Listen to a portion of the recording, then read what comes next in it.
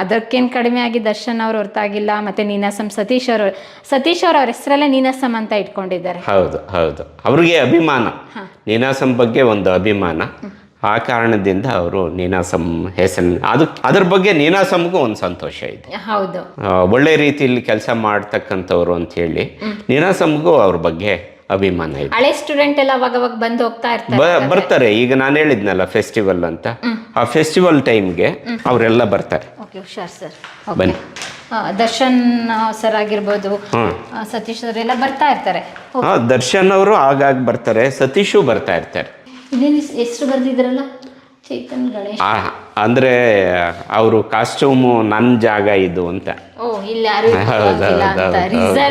ಹೌದು, ಅಂದ್ರೆ ನಾಟಕದಲ್ಲಿ ಬೇಗ ಬೇಗ ಬೇಕಾಗುತ್ತೆ. ಇನ್ಯಾರೋ ತಂದು ಇಟ್ಬಿಟ್ರೆ ಅದು ಕನ್ಫ್ಯೂಷನ್ ಆಗುತ್ತೆ. ಇನ್ಯಾರು ಇಡಬಾರ್ದು, ಅವ್ರದ್ದು ಮಾತ್ರ ಇರಬೇಕು ಅಂತ. ಆಮೇಲೆ ಇದು ಅವ್ರು ಏನ್ ನಾಟಕ ಮಾಡ್ತಿರ್ತಾರಲ್ಲ, ಅದು ಮುಗಿದ ಮೇಲೆ ತೆಗೆದು ಬಿಡ್ತಾರೆ, ಬೇರೆಯವ್ರಿಗೆ ತೊಂದರೆ ಆಗ್ಬಾರ್ದು. ಹೌದು ಹೌದು. ಇದು ಬಾಯ್ಸ್ ದಾ, ಇದು ಜೆಂಟ್ಸ್. ಓಕೆ, ಇವಾಗ ಎಷ್ಟು ಜನ ಸ್ಟೂಡೆಂಟ್ ಇದ್ದಾರೆ? ಈಗ 14 ಜನ ಸ್ಟೂಡೆಂಟ್ಸ್ ಇದ್ದಾರೆ. ಇಲ್ಲಿ ಹೊರಗಡೆ ಹೋಗ್ಬೋದಾ? ಹೋಗ್ಬೋದು, ಬನ್ನಿ. ಓಕೆ. ಇಲ್ಲೆಲ್ಲ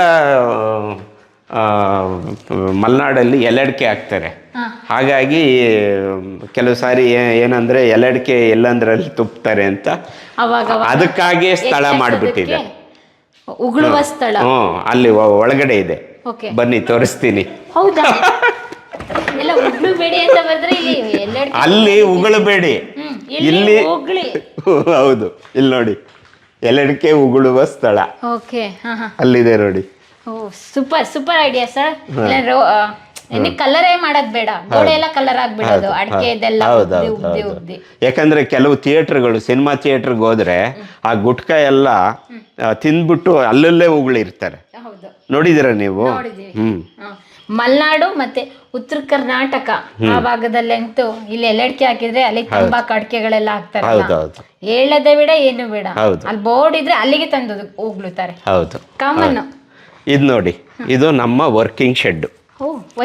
ಈಗ ನೀವೇನು ನೀನಾಸಂಗೆ 75 ವರ್ಷಗಳ ಒಂದು ಘನ ಇತಿಹಾಸ ಇದೆ ಅಂತ ನಾವೆಲ್ಲ ಮಾತಾಡ್ತಿದ್ದೀವಲ್ಲ, ನೋಡಿ ಇವೆಲ್ಲ ನೀನಾಸಂನ ಹಳೆ ಬೀರುಗಳು.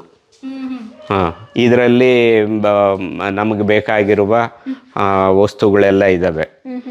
ಆಮೇಲೆ ಇಲ್ಲೆಲ್ಲ ನಾಟಕದ ತುಂಬ ಬೇರೆ ಬೇರೆ ಕಾಲದ ಸೆಟ್ಗಳು ಇವು. ಇದು